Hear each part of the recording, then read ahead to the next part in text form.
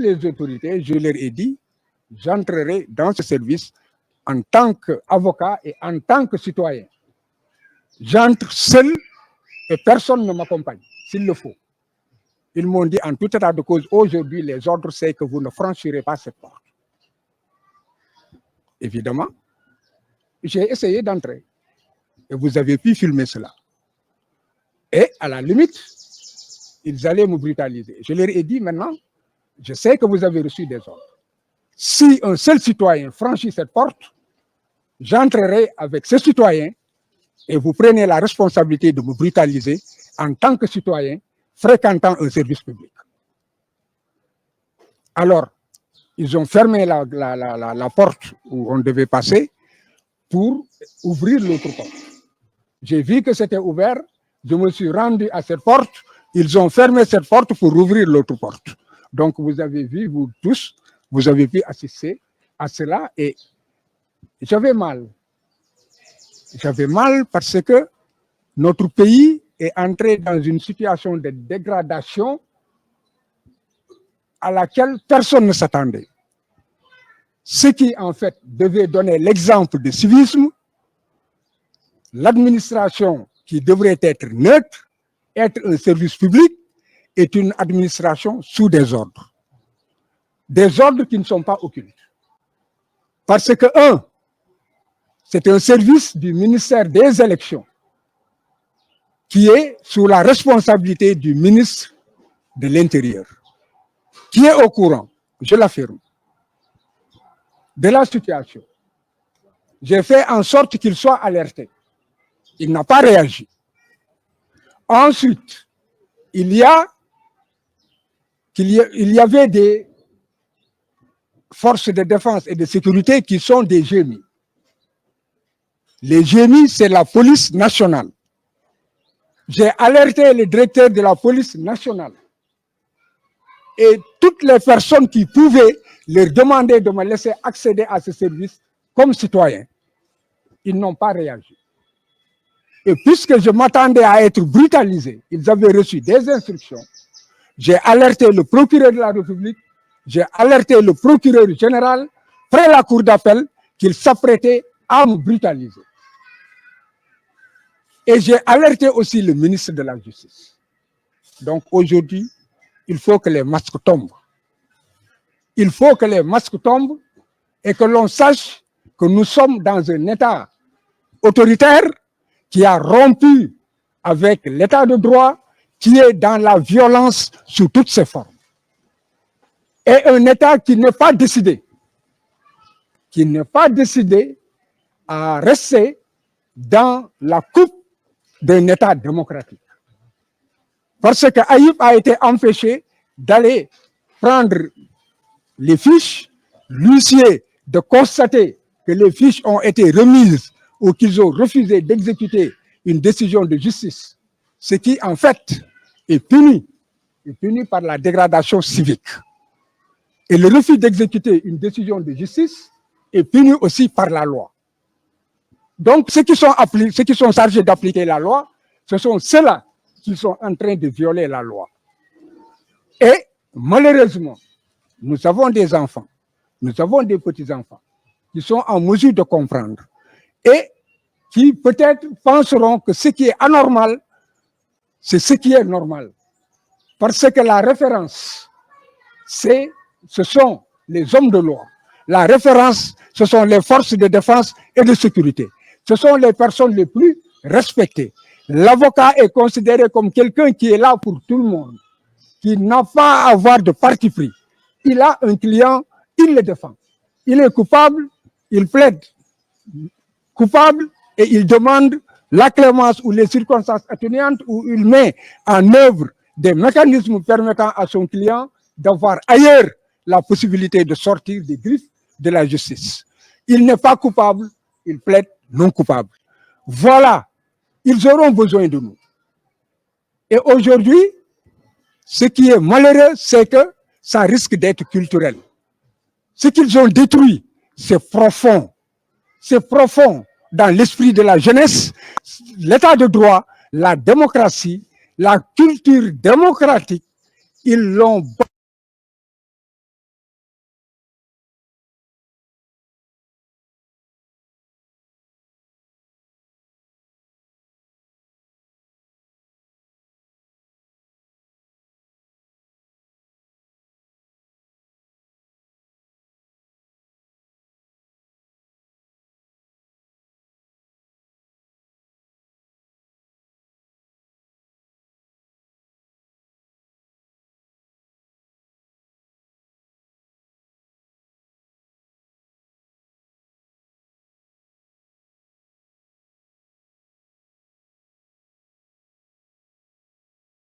a eu à mettre qu'est-ce qui se passe au Sénégal. Si vous agissez ainsi, que va devenir notre pauvre petit Togo? Montrez au magistrat. Si elle m'entend, elle saura que c'est elle qui a dit cela. Donc, c'est le désespoir.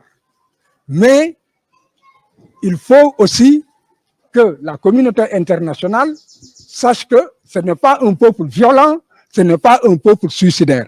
C'est un peuple qui est debout, qui demande simplement à ce que ce pays respecte la loi, que ce pays respecte l'état de droit et que ce pays respecte la démocratie pour que nous puissions vivre en paix. Donc, s'il y a une caste de personnes qui sabordent tout cela, la communauté internationale n'a pas le droit de se taire. Et il est temps que des observateurs soient envoyés. Il est temps que la communauté internationale envoie des émissaires, qu'ils parlent à ceux qui sont en train de bâillonner le peuple, qui tuent le droit à la communication, qui tuent le droit à l'expression, qui tuent le droit à l'opinion et qui embastillent tout le monde. C'est quelque chose de connu. Pourquoi ce silence? Il y a assez de morts, il y a assez de blessés. La communauté internationale, en dehors de l'union interparlementaire, je n'ai pas encore de réaction tangible.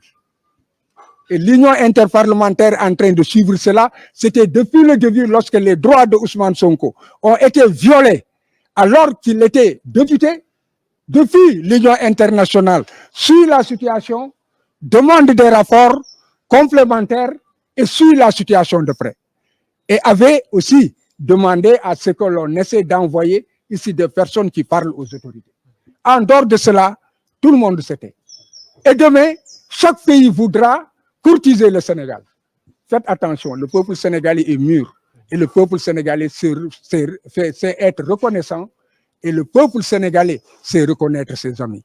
Ce n'est pas après tant de morts et que le peuple est réussi de par sa jeunesse, de par sa population, de par le courage, l'honnêteté, la loyauté de certains magistrats qui resteront intègres jusqu'au bout.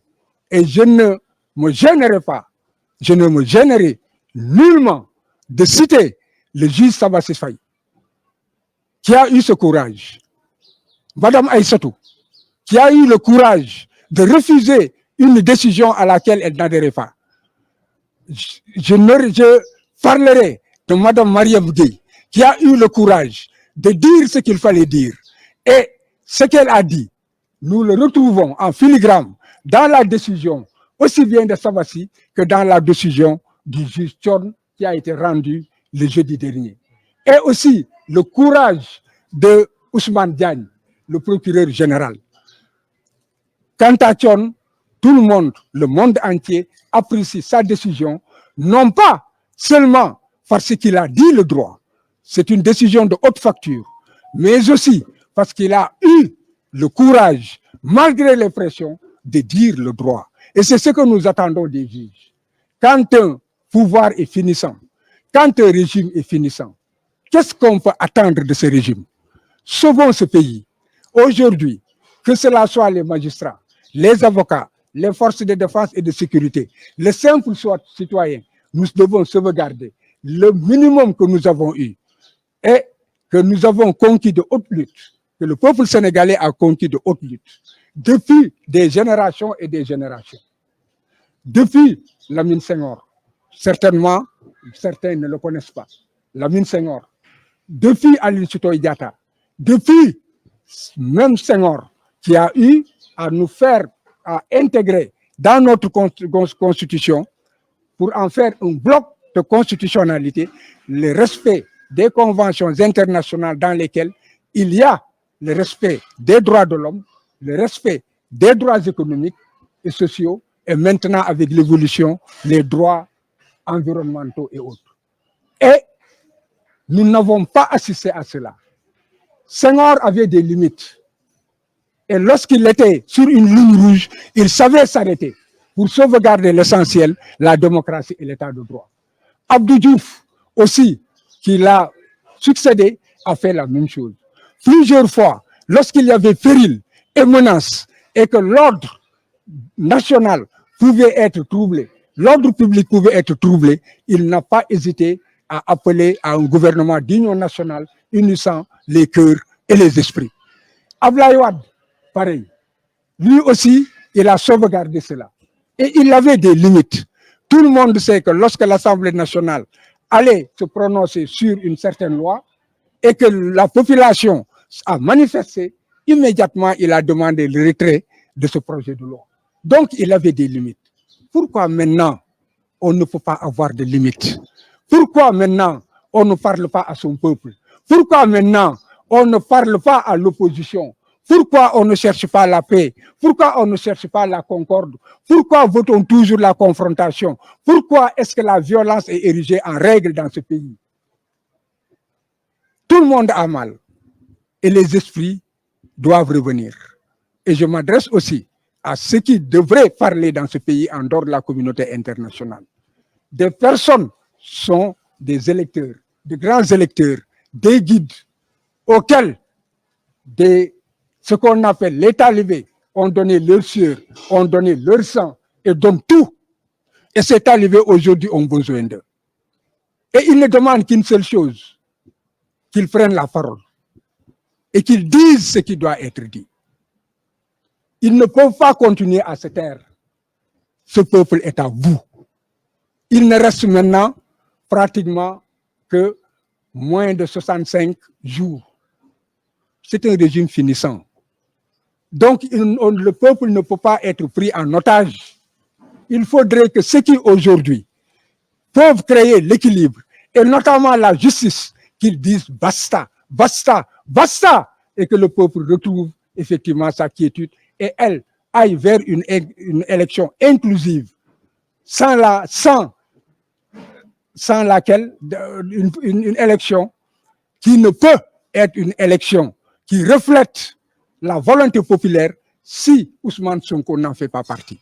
Aujourd'hui, deux exigences, que les juges prennent leurs responsabilités et qu'ils demandent à ce que Ousmane Sonko soit rétabli dans ses droits ou qu'ils en tirent les conséquences et déclarent Ousmane Sonko candidat aux élections de 2024.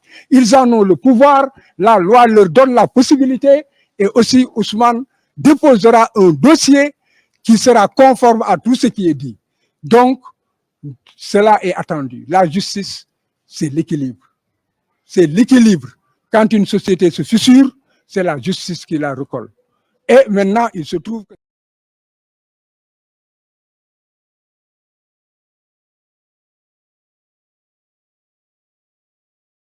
de la justice, des personnes qui, eux, créeront encore un séisme, n'est-ce pas, sur ce qui est en train de se faire. Donc, il faudrait que la justice rétablisse Ousmane dans ses droits ou en état de cause tire les conséquences de toutes ces violences, de toutes ces obstructions, pour savoir que c'est l'administration chargée de l'organisation des élections. Alors mu nekkoon la déclaration bu ki nga xam ne que moo di Maître Clédor Ly mu daal di ñëwaat exactement si yenn si ay ponk yoo xam ne itam parce que doon nañu ko daal di xaar ni allant dans ce sens jàpp na ne fi ñu toll nii nag su nekkoon Senghor la wala Abdou Diouf il aurait désisté comprendre li nga xam ne que moo di askan wi doxal lii Sénégal di daal di xaar si ñoom exactement Arfan. Oui mais lu mu wax c'est normal. c'est-à-dire que nee naa la gis nga Abdou Diouf dafa am élégance boo xamante ne Abdou Diouf excuse-moi dama ne Abdou Diouf dafa am élégance boo xamante ne moom daanul empêcher qui que ce soit mu nekk candidat. Que ça soit Abdou Diouf que ça soit Ablaye Wade.